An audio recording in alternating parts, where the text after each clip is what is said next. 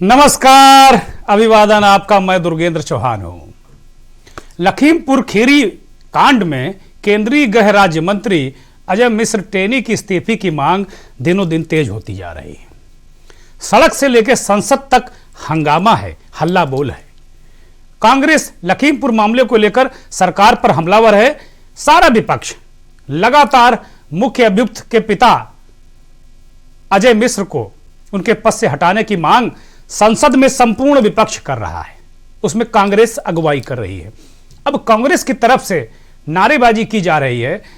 सदन में कांग्रेस ने आज नारेबाजी की कि गृह राज्य मंत्री टेनी को बर्खास्त करो, खूनी गृह राज्य मंत्री टेनी को बर्खास्त करो। ये सदन में कांग्रेस ने नारे लगाए।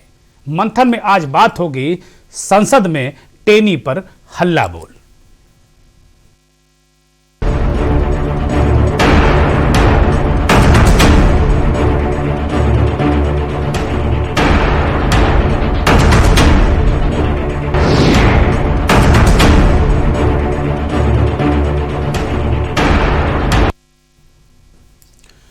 लखीमपुर खीरी हिंसा पर संसद में भारी हंगामा है। लोकसभा राज्यसभा दोनों तरफ केंद्रीय गृह राज्य मंत्री अजय मिश्रा टेनी का इस्तीफा मांगा जा रहा है। कांग्रेस सांसद राहुल गांधी ने लोकसभा में कहा कि केंद्रीय गृह राज्य मंत्री अजय मिश्रा टेनी क्रिमिनल हैं, उन्हें तुरंत हटाया जाना चाहिए। यूपी विधानसभा में भी सपा कांग्रेस के सदस्यों ने यही मांग उठाई थी। गृह राज्य मंत्री टेनी के इस्तीफे को लेकर विपक्ष लगातार सरकार का घेराव कर रहा है, दबाव बना रहा है। संसद भी नहीं चलने दे रहा है, क्योंकि इस्तीफे के सिवा विपक्ष को और कुछ मंजूर नहीं है। आज संसद में दिन भर हंगामा चलता रहा, नारे लगते रहे, तख्तियां हवा में लहराती रहीं और न्याय मांगा जाता रहा। एक बार फिर आपको इस लोकतंत्र की आवाज सुनाएंगे, सुनिए जरा।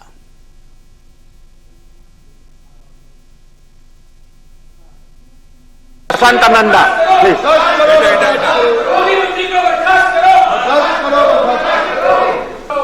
Bill 2021 that amends which provides the control and regulation of narcotic drugs and psychotropic substances and the forfeiture of property related to illicit traffic of narcotic drugs and psychotropic substances. The bill adds a new definition of central government factories and amends the definition of commercial quantity and small quantity. The bill broadens the definition of illegally acquired property to all want justice. Congress से शुरू होकर ही all पर आ गया। सभी को न्याय चाहिए। संसद में यह आवाज, देश की सबसे बड़ी पंचायत संसद में यह आवाज लग रही है कि खूनी टेनी का इस्तीफा लो, खूनी टेनी को बर्खास्त करो। ये बात, ये शब्द खूनी बड़ा खतरनाक है। अभी 2000 में हुई हत्या, प्रभात गुप्ता की हत्या का मामला भी अभी पेंडिंग है, उसमें भी टेनी को सजा नहीं हुई है। और ये मसला जो उनके बेटे ने कर दिया, उसमें भी चार्जशीट नहीं गई है। ये भारतीय जनता पार्टी के लोग और टेनी के समर्थक ये दलील देते हैं। ये इस तरीके की दलीलें इस मसले पर दी जा रही हैं, लेकिन विपक्ष है कि कुछ भी सुनने को तैयार नहीं है। लगातार विपक्ष का हल्ला बोल है। आप उत्तर प्रदेश की चाहे चुनावी सभाओं की में किसी नेता से बात कर लीजिए तो वो आग बबूला है, चाहे किसी किसान नेता से बात कर लीजिए तो वो आग बबूला है। और संसद के सारे जो विपक्ष है, संपूर्ण विपक्ष है, वो तो आग बबूला है ही। आपने देखा लोकतंत्र की ये आवाज, लोकतंत्र का मंदिर है संसद, उसमें ये आवाज गूंज रही है कि टेनी को बर्खास्त करो। और संसद, दिल्ली में संसद से 500 मीटर की दूरी पर शास्त्री भवन के पास भारतीय युवक कांग्रेस के कार्यकर्ताओं ने विरोध प्रदर्शन किया, अजय मिश्र टेनी का पुतला जलाया। युवक कांग्रेस कार्यकर्ता मंत्री के तुरंत इस्तीफे के, उन्हें बर्खास्त करने की मांग कर रहे थे। युवक कांग्रेस के राष्ट्रीय अध्यक्ष श्रीनिवास बीवी ने कहा कि भाजपा की क्रोनोलॉजी देश समझ चुका है। अब भाजपा की कुचलो और बर्बाद करो की नीति नहीं चलेगी। देश लखीमपुर खीरी नरसंहार में मृत किसानों को न्याय दिलाने के लिए मंत्री को बर्खास्त करने की मांग कर रहा है। इस श्रीनिवास बीबी जो युवक कांग्रेस के राष्ट्रीय अध्यक्ष हैं, वो ये मांग कर रहे हैं। और ये पुतला दहन, पुलिस से छीना झपटी, हल्ला गुल्ला बवाल, ये संसद भवन से मात्र 500 मीटर की दूरी पर यह सब कुछ हुआ। और इन दृश्यों को तमाम वरिष्ठ पत्रकारों ने, विपक्ष के नेताओं ने इसे ट्वीट करके इस आंदोलन को समर्थन भी दिया। याद करिए 4 अक्टूबर को जो कुछ हुआ वो भयावह था। मुझे लगता है कि 3 अक्टूबर था वो, ये कुछ तिथि में भ्रम नजर आ रहा। 3 अक्टूबर की तिथि थी और लखीमपुर खीरी में जहां सांसद अजय मिश्र टेनी के बेटे ने कथित रूप से आंदोलन करके वापस शांतिपूर्वक जाते हुए किसानों को कुचल दिया था। इस कारनामे में, इस कुकृत्य में टेनी के बेटे मोनू मिश्रा के 12 अन्य दोस्त भी शामिल थे, क्योंकि 13 लोगों के खिलाफ एफआईआर हुई है। रौंदने और पीटने में 8 जानें चली गईं। यूपी की इस घटना ने पूरे देश को हिलाकर रख दिया था। अभी भी आंदोलन लगातार गर्म है और पीड़ित परिवार, वो चाहे नछत्तर सिंह का परिवार हो, चाहे अन्य जो पीड़ित जिनको कुचलकर मार डाला गया, वो न्याय की मांग कर रहे हैं। लगातार उनके वीडियो सोशल मीडिया पर नजर आ रहे हैं। जैसे तैसे तनाव खत्म हुआ, एफआईआर हुई जिसमें टेनी के बेटे मोनू को गैर इरादतन हत्या के मामले में जेल भेजा गया। लेकिन जब राज्य सरकार की जो गठित एसआईटी है, उसने तमाम धाराओं को बदल दिया और ये साफ साफ तौर पर इस कह दिया एसआईटी ने कि ये कोई दुर्घटना नहीं थी, ये कोई अनजाने में कोई घटना नहीं हुई, अचानक कोई घटना नहीं हुई, बल्कि पूरी साजिश के तहत किसानों को कुचलकर खौफ फैलाने की कोशिश की गई। क्या टेनी पर सवाल उठाओगे तो अंजाम बुरा होगा। इस एसआईटी रिपोर्ट के बाद सियासत और गर्मा गई। इस्तीफे की मांग बुलंद हुई, मंत्री के इस्तीफे की मांग बुलंद हुई, मगर शोर शराबे के बावजूद, हो सकता कोई राजनीतिक गुणागणित हो भारतीय जनता पार्टी का, इसकी वजह से टेनी अब तक महफूज हैं। ये सब मामले होते रहे, लेकिन टेनी को लेकर जो उत्तर प्रदेश की राजनीति में धड़ेबाजी भी देखने को मिली। इस तरह की पूरी चीजें देखने को मिली। लेकिन उसके बाद जब पत्रकारों ने उनसे सवाल पूछा कि भाई आपके बेटे का नाम, एसआईटी ने धाराएं बदल दी और ये कहा कि भाई आपका बेटा दोषी है, इस पर टेनी भड़क गए, पत्रकारों का गला दबाया, पकड़ा, अबे तबे किया, एक आपराधिक कृत्य किया। इस पूरे मामले के बाद मामले दर मामले खुलते जा रहे हैं। सन 2000 में जिस नौजवान राजू गुप्ता और प्रभात की हत्या हुई थी लखीमपुर के तिकुनिया में, उसका परिवार भी अब आगे आ गया है न्याय के लिए। 21 सालों से यह परिवार दर दर भटक रहा है। पिता की 2005 में मौत हो गई राजू गुप्ता के, न्याय मांगते मांगते, और बकौल उनके भाई राजीव गुप्ता मरते वक्त पिता यह कह गए थे कि निर्दोष कोई जेल जाना नहीं चाहिए और दोषी कोई बचना नहीं चाहिए। यह उनकी अंतिम इच्छा है। उन्होंने अपने बेटे राजीव गुप्ता से वरदान मांगा था कि बेटा यही मुझे चाहिए मौत के वक्त, तुमसे ये वादा चाहिए कि अपने बड़े भाई के दोषी बचने ना पाए, कुछ भी करना पड़े तुम्हें। ऐसा राजीव गुप्ता ने के न्यूज पर बताया भी है। ये पूरा प्रकरण आप लगातार देखते आ रहे हैं। चूंकि मामला बेहद गर्म है, स्वाभाविक है कि उस पर मंथन भी जरूरी है, चिंतन भी जरूरी है। कांग्रेस के पूर्व अध्यक्ष सांसद राहुल गांधी ने आज इस पूरे प्रकरण पर संसद भवन के बाहर पत्रकारों से बात की। क्या कहा उसे सुनिए। नहीं देखा, आरोप कुछ नहीं है, क्लियर बात है। हम चाहते हैं कि सरकार जो उनका मंत्री है उसको हटाए और लखीमपुर खीरी के मामले पे डिस्कशन करने दे। सरकार करने नहीं देती। हम लद्दाख का मुद्दा उठाना चाहते हैं, सरकार उठाने नहीं देती। जो भी इंपॉर्टेंट मुद्दे होते हैं, किसानों का हम मुद्दा उठाना चाहते थे, सरकार नहीं उठाने देती। हमारे लोग सस्पेंड हुए, सरकार उसके बारे में चर्चा नहीं करने देती। राहुल गांधी विपक्ष के नेता हैं, वो कह रहे हैं टेनी का मसला सरकार उठाने नहीं देती, किसानों का मसला उठाने नहीं देती, इतने महत्वपूर्ण मसले में सरकार उठाने नहीं देती।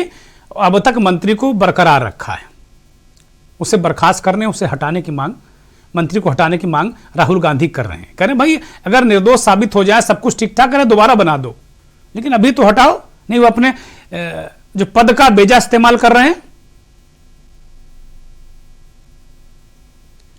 विपक्ष के नेता, राज्यसभा में नेता प्रतिपक्ष मल्लिकार्जुन खड़गे साहब ने क्या कहा, वो भी जरा सुनिए। लेकिन मुझे मालूम नहीं, हम नोटिस देने के बावजूद भी, और ये जो लखीमपुर खीरी और होम मिनिस्टर, जो minister of state home affairs है, वो खुद ही उनके बेटे इन्वॉल्व है।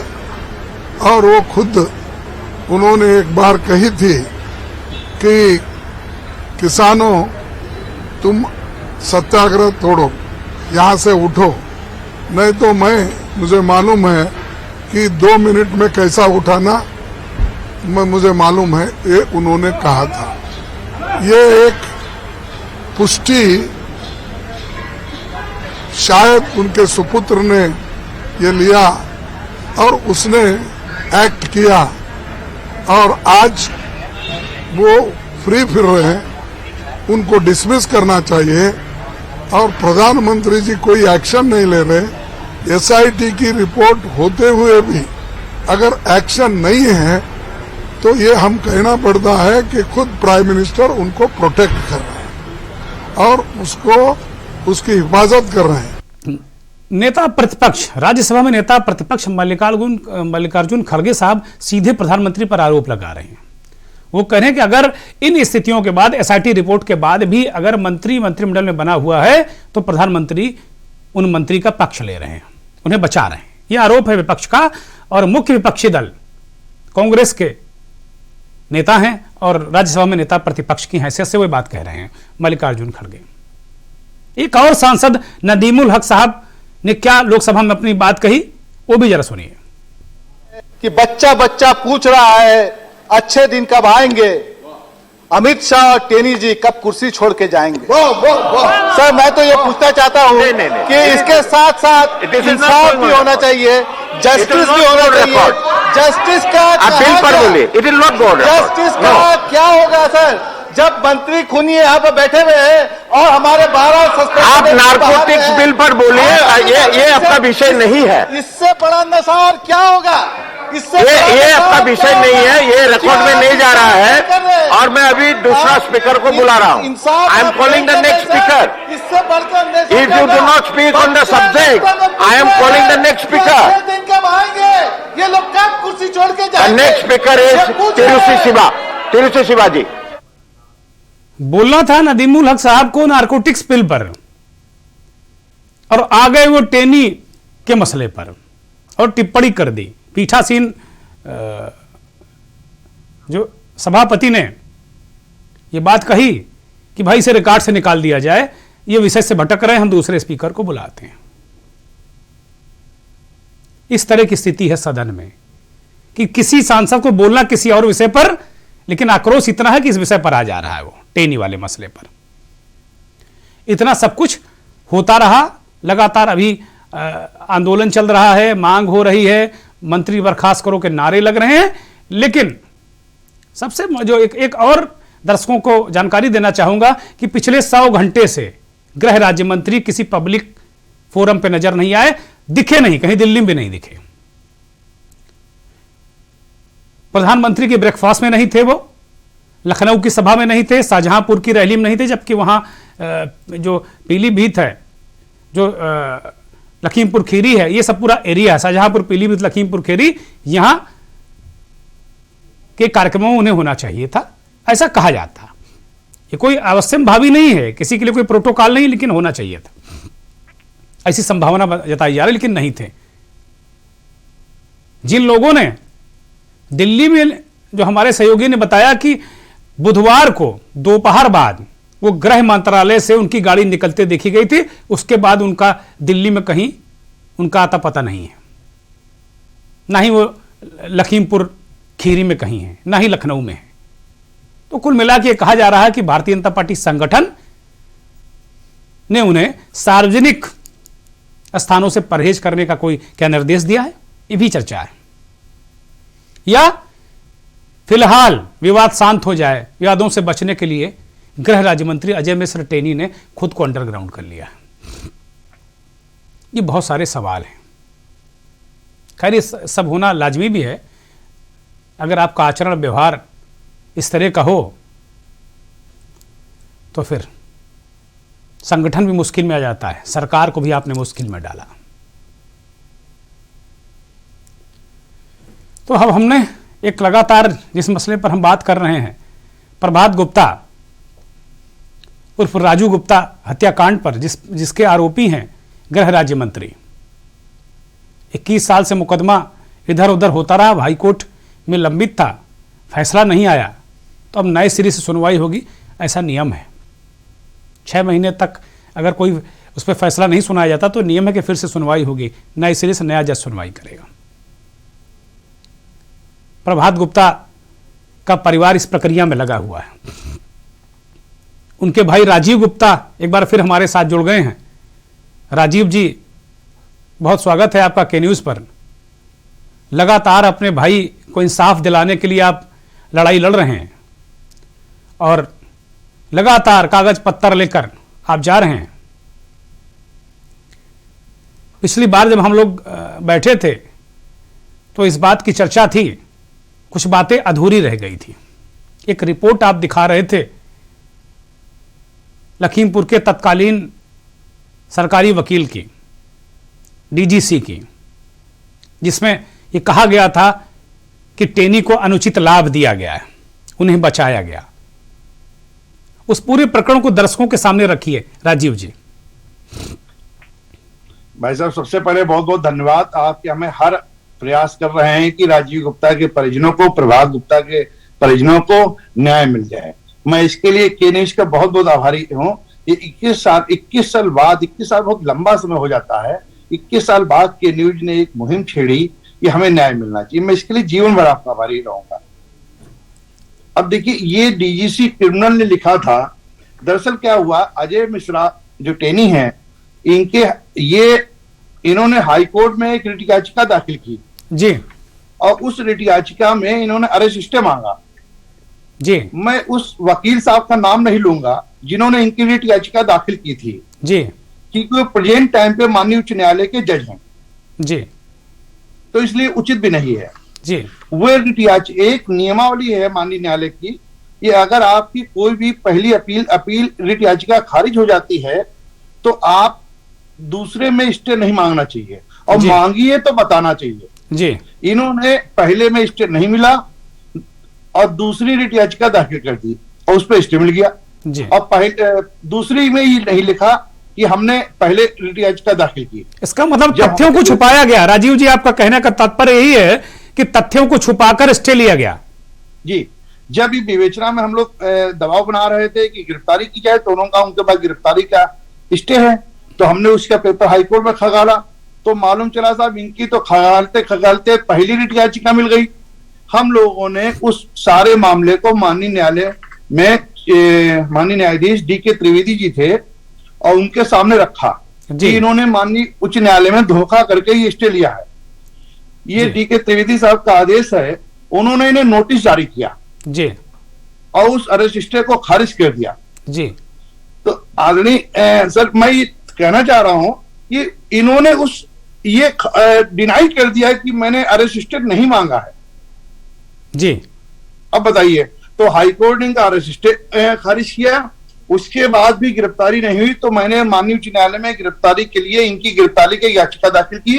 तो नसीमुद्दीन साहब जज थे, उन्होंने इनकी गिरफ्तारी का सीधे आदेश जारी किया चीफ डिस्ट्रिक्ट मजिस्ट्रेट को। जी। अब देखिए इनका प्रत्यावेदन 25 जून को सीजीएम कोर्ट में दाखिल होता है। जी। जो ये डीजीसी क्रिमिनल की रिपोर्ट है, डीजीसी क्रिमिनल जिला शासकीय अधिवक्ता जी। न्यायालय के सुप्रीमो अथॉरिटी इनके पास है, सरकार का पक्ष यही रखते हैं। जी। इन्होंने 3 पन्ने की रिपोर्ट डीएम साहब को संबंधित जिलाधिकारी को दी। ये राजीव जी किस सन की है और किस तारीख की रिपोर्ट है? ये कौन सा साल है और कौन सी तारीख है, ये भी बताने का कष्ट करें। ये रिपोर्ट है 2 अगस्त 2001 की। जी।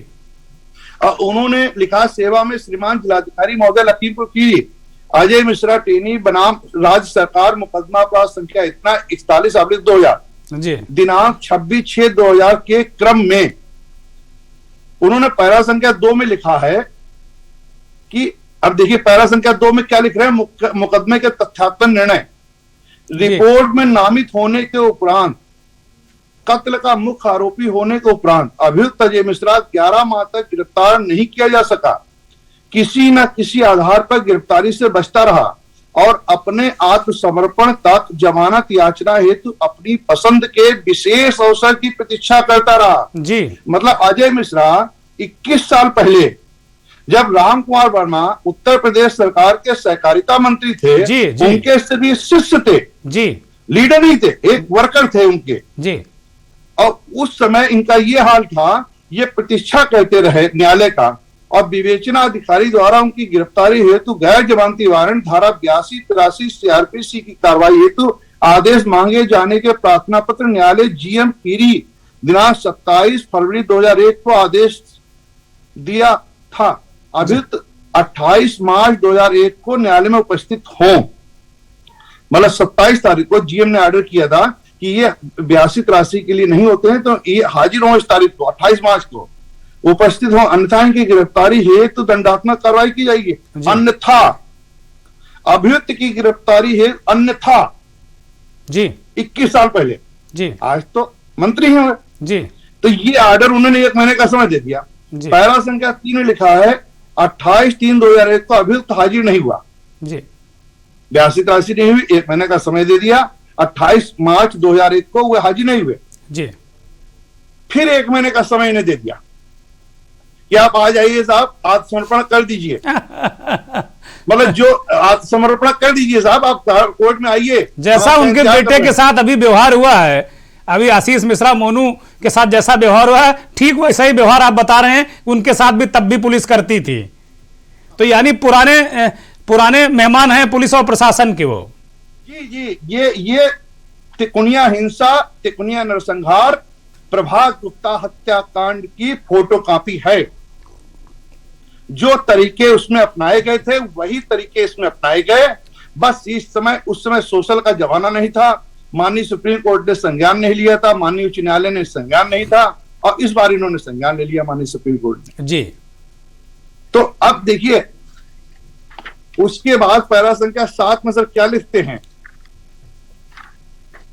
ऐसा जघन्य अपराध करने वाला मुख्य आरोपी अजय मिश्रा बराबर गिरफ्तारी से बचता रहा और अपनी पसंद के समय आने पर दिनांक 25/6/2001 को, सर देखिए तारीख कौन सी थी, 25 जनवरी, और तारीख हो गई 25 जून। जी 25 जून एक महीना न्यायालय से तारीख मिली है। अपनी पसंद के समय आने पर दिनांक 25/6/2001 को जब जिला जज ग्रीस अवकाश में थे, तभी अभियुक्त अजय मिश्रा ने माननीय न्यायिक मजिस्ट्रेट की न्यायालय में आत्मसमर्पण कर दिया। जब माननीय जिला जज साहब छुट्टी पे थे, जी प्रभारी जिला जज थे, तो इन्होंने आत्मसमर्पण किया। अब देखिए साहब टेक्निकल पेज देखिए जी, प्रार्थना पत्र दिया। जहां तक मेरी जानकारी है, डीजीसी क्रिमिनल कर रहे हैं, जहां तक मेरी जानकारी है, मजिस्ट्रेट की न्यायालय में जमानत प्रार्थना पत्रों का निस्तारण दिन में 1 बजे तक होता है जी, मतलब सुबह 10 बजे से 1 बजे तक एप्लीकेशन जो पढ़ेंगी उस पर होता है, और सेशन में जमानत प्रार्थना पत्र दिन के 12 बजे तक ही लिए जाते हैं जी। जब साहब जमानत सीजीएम साहब ने खारिज नहीं की, जब इनकी जमानत का प्रत्यावेदन निस्तारण नहीं हुआ जी, तो ये 12 बजे से पहले उसी दिन जिला जज प्रभारी जिला जज के यहाँ कैसे पड़ गई? ठीक बात। 12 बजे तक ही लिए जाते हैं। फिर भी किस प्रकार दिन के दिन सेशन न्यायालय में अजय की जमानत दरख्वास्त कैसे लग गई, और 3 बजे साक्षी उसी दिन जी 3 बजे साक्षी अधिवक्ता को बिना पूर्व जानकारी के उत्तर हेतु आहूत कर दिया गया, नोटिस तामीला कर दिया गया। आइए साहब, जिला साक्षी अधिवक्ता सरकार की ओर से बात कहिए, हम अभी अजय मिश्रा की जमानत सुनेंगे। जी 21 साल पहले, जी आज तो मंत्री हैं जी, सैया भाई कोतवाल, ये तो खुद कोतवाल हैं। ठीक बात, ठीक बात। उस समय तो सैया कोतवाल थे, रामकुमार वर्मा थे सहकारिता मंत्री, इनके पास अरबों रुपए था उस जमाने में। जी तो उसका रिकॉर्ड है ये। जमानत दरखास्त कैसे लगे? 3 बजे साक्षी अधिवक्ता को बिना जानकारी हेतु उत्तर हेतु आहूत किया गया। अधिक अनुरोध करने पर, मतलब जब सरकारी वकील ने बहुत अनुरोध किया कि आप अति सत्र न्यायाधीश महोदय से दिनांक 25/6/2001 को शासकीय अधिवक्ता के विरोध किए जाने हेतु केवल ये उन्होंने कहा नहीं साहब आप हमें समय दीजिए।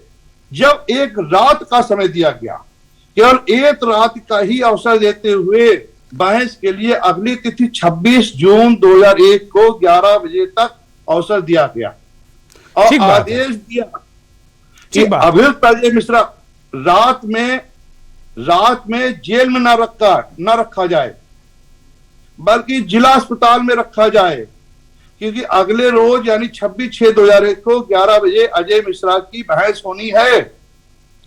जमानत मंजूर, और अगले दिन जमानत मंजूर कर ली गई।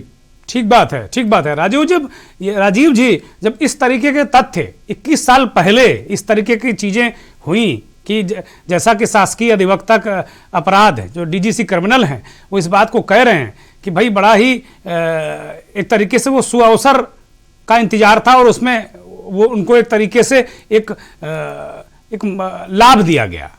तो अब आज की स्थिति में तब की स्थिति में बहुत अंतर है, जैसा आप खुद कह रहे हैं। तो आज न्याय के लिए क्या कुछ लोग आपके साथ आ रहे हैं? प्रभात गुप्ता राजू को न्याय दिलाने के लिए क्या कोई कहीं से आपको कोई मदद मिलने की उम्मीद है? क्या लग रहा है? बाकी सुप्रीम कोर्ट तो है ही, हाई कोर्ट तो है ही, क्योंकि न्यायालय से ऊपर तो कुछ नहीं, लेकिन क्या सामाजिक रूप से, क्या राजनीतिक रूप से कोई मदद मिल रही है आपको? ये आखिरी सवाल है मेरा आपसे आज का। मदद कोई नहीं मिल रही है, क्योंकि ये अभी तिकोनिया में बहुत बड़ी घटना हुई है। इस क्षेत्र के लोग डरे हुए हैं, और क्योंकि तिकोनिया बिल्कुल नेपाल बॉर्डर पे पड़ता है, इसलिए कोई मदद नहीं। भगवान की मदद मिल जाए, उससे अच्छी कोई मदद की जरूरत नहीं है। और आपके स्नेह से जो बात हो रही है, माननीय सर्वोच्च न्यायालय में हमारी एसएलपी दाखिल हो गई है और मुझे लगता है जनवरी 1st वीक में उसकी सुनवाई होगी। आपको कोई सुरक्षा का कभी कोई डर नहीं लगता? आपके परिवार को अंदर से कोई डर नहीं लगता राजीव जी? सर सुरक्षा हमारी जो है 2016 तक रही जी। हमारी सुरक्षा 2007 में हमारी अचानक सिक्योरिटी तोड़ ली गई और ये कहा गया आपकी सुरक्षा की जरूरत नहीं है जी। मतलब यहां से लखीमपुर से रिपोर्ट भेजी जा रही थी और वो लोग बार बार सिक्योरिटी हमारी तोड़ रहे थे जी। हमने फिर माननीय हाईकोर्ट में निवेदन किया तो उन्होंने हमें सिक्योरिटी दे दी, लेकिन इनके वकील साहब थे सलील जी, उन्होंने बड़ा प्रेशर बना के खुद पार्टी बनना चाहते थे और सिक्योरिटी हमारी विड्रॉ करा दी। लेकिन फिर सरकार ने हमारी सिक्योरिटी फिर बहाल कर दी। 2016 में हमारी सिक्योरिटी विड्रॉ हो गई जी। लेकिन मुझे लगा सब कुछ नॉर्मल हो गया, इसलिए मैंने सिक्योरिटी की कोई बात नहीं की। अब उत्तर प्रदेश की सरकार से आप क्या निवेदन करेंगे? योगी आदित्यनाथ की सरकार से आप क्या निवेदन करेंगे अपने परिवार के लिए, सुरक्षा के मुतालिक या और किसी मुतालिक, अगर कोई, क्योंकि सरकार सबकी है? तब मैंने माननीय मुख्यमंत्री जी को 4-5 बार पत्र लिखा जी।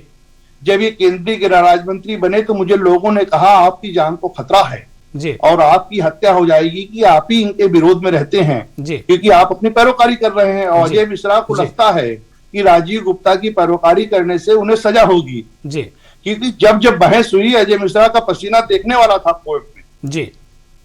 तो मुझे भगवान पे विश्वास था। मैंने जब ये मंत्री बने तो मैंने माननीय मुख्यमंत्री जी को 5 बार चिट्ठी लिखी और मैं उनका धन्यवाद भी देता हूं। उन्होंने उस चिट्ठी का संज्ञान लिया और सीधे स्पष्ट आदेश दिया कि इनकी सिक्योरिटी की फाइल की रिकमेंडेशन हमारे यहाँ भेजी जाए जी।